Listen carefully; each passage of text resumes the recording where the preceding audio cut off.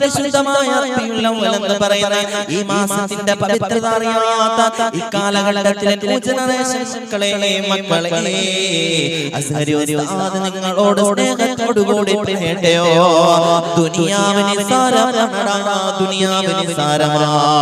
ഈ ദുനിയാവിൽ നീ എത്ര അമ്പരചത്തികളായ മണിമേഖലകൾ കെട്ടിവെച്ചാലും അതിലാടിയാലും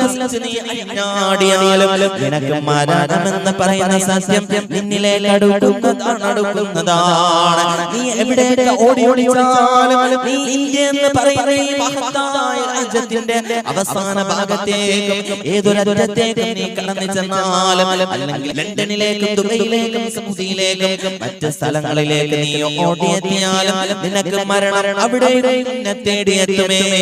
അതിലൊരു സംശയവും വെക്കേണ്ടതില്ല.